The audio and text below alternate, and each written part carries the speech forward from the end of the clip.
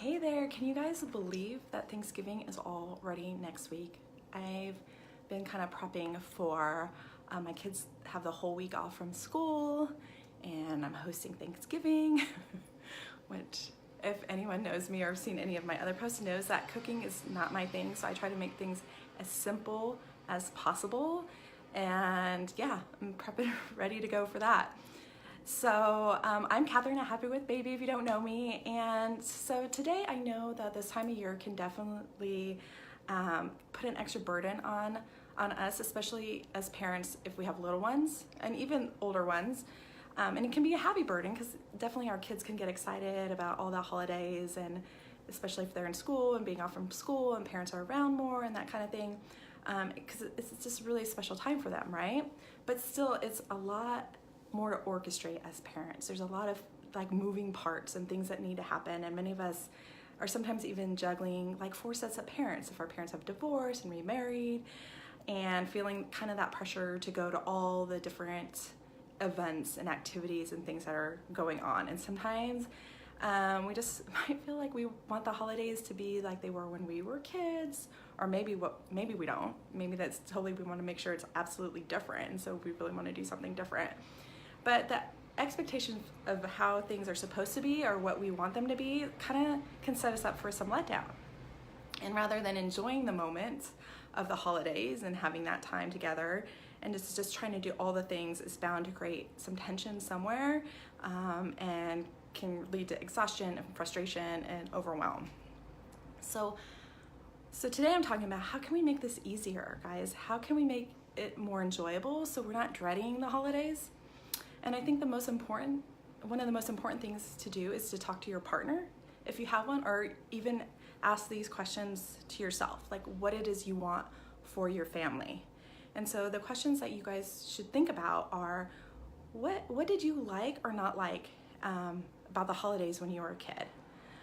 What did you like or not like about the holidays now that you're an adult? What do you personally want to get out of the holidays? What's the most important pieces for you? What do you want to feel, or what do you want to experience?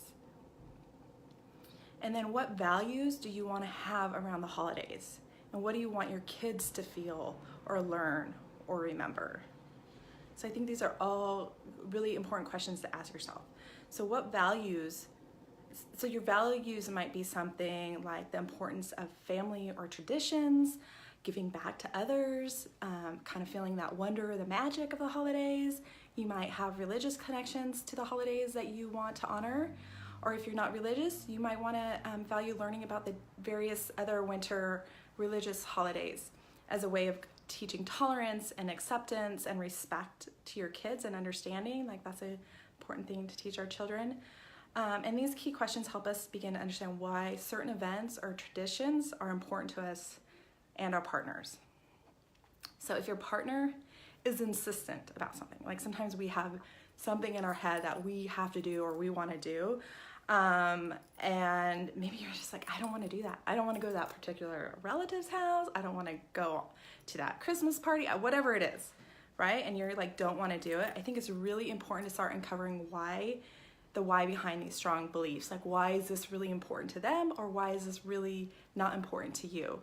And to help us really understand each other. So often, uncovering the why behind our preferences, we can help find some commonalities, some understanding for each other.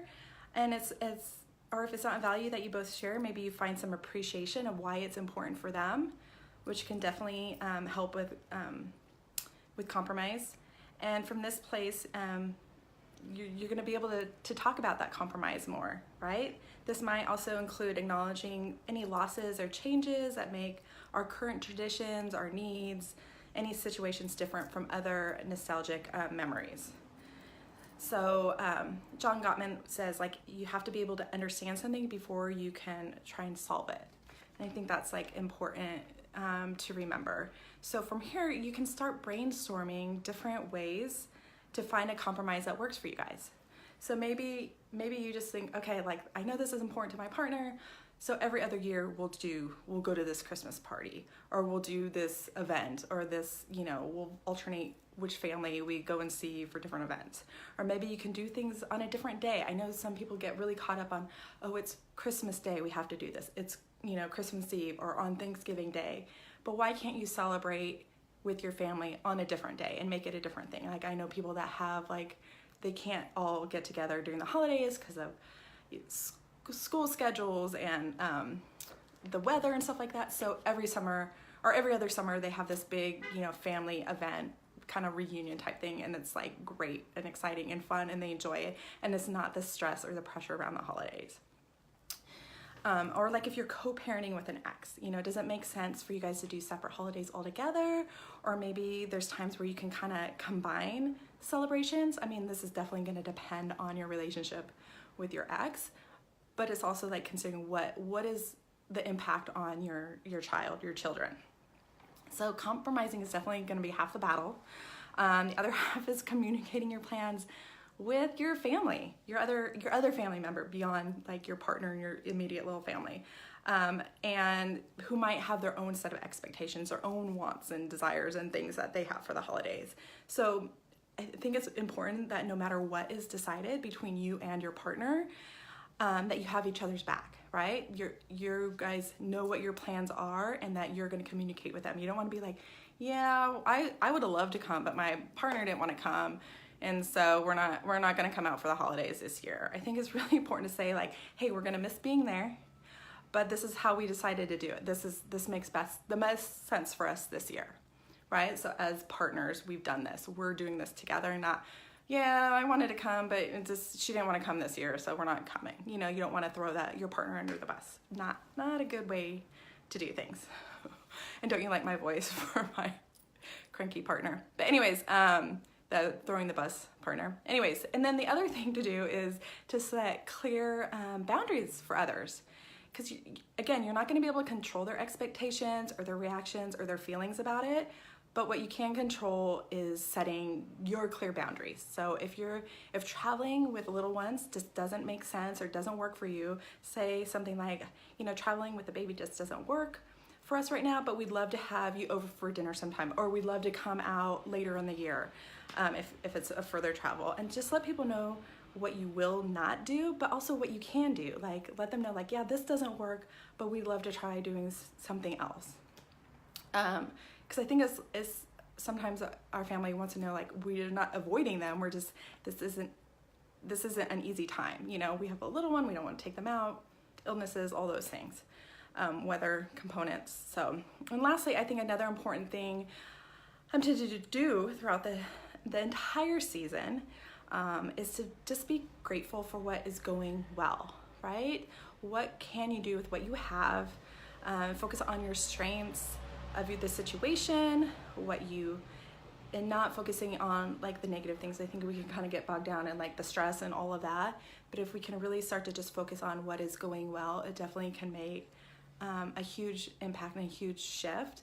And if you aren't already following on my daily gratitude challenge on Instagram and Facebook, definitely would love for you to join me there.